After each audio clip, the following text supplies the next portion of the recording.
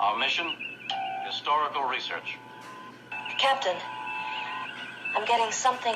Put it on audio. About your health, about your mental health, about how well you are doing, how well you are aging, what kind of disease you are susceptible to. So how does that work? You have to start with this notion of the Internet of Things.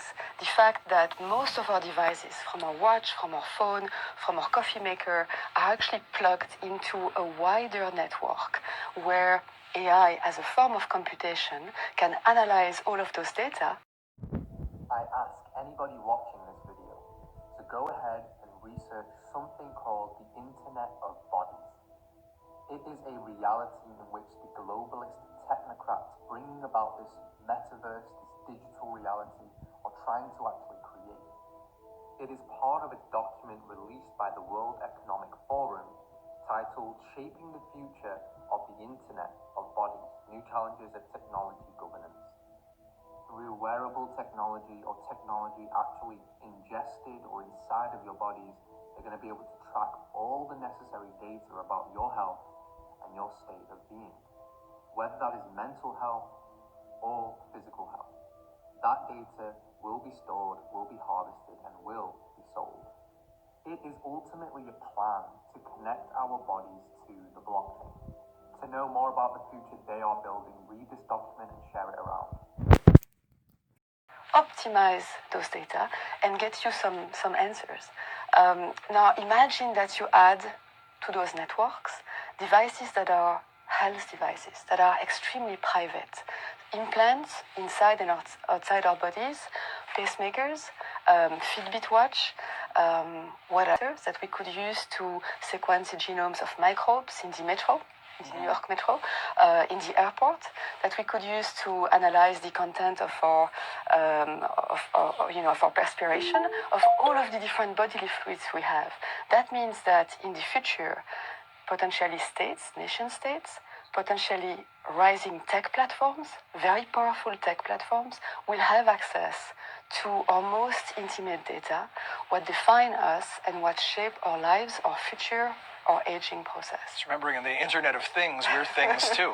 We're living things. You have a really interesting introduction to the piece where you look into the future, sort of a speculative. You described a lot of the possibilities there.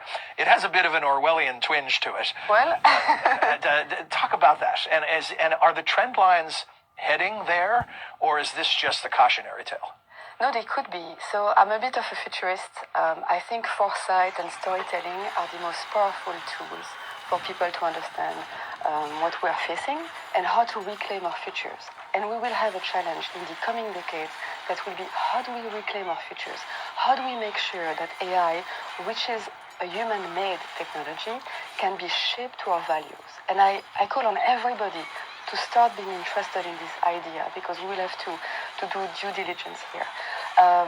So this scenario was about a world where we don't have privacy anymore as we knew it.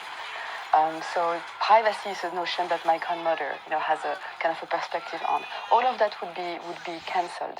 The idea is that human beings could be followed by their own drones, their personal drones, that are streaming personal data, intimate biological data about each individual, and following them as a digital avatar, as a guardian drone. You can do already a lot with drones. So drones are, it's a robot, right? That's where you can mow the lawn, I'm in. That's where robotic merges with AI, right? Yeah. So a drone is a robot. It's the navigation system is powered by AI. Now, with a drone, you can drop vaccines, you can drop blood in Rwanda, in a remote location where nobody has access to either vaccines or blood for transfusion. You can provide refugees camp with food, with water, different things they need. You can do so much good. It could be AI could be in that sense a new technological diplomacy. At the same time, if we get it right. Yes, you could also spread, toxins. Mm-hmm. You could spread chemical weapons. Disrupt the grid of smart cities. Yeah, you could disrupt, surveil, monitor all of our lives.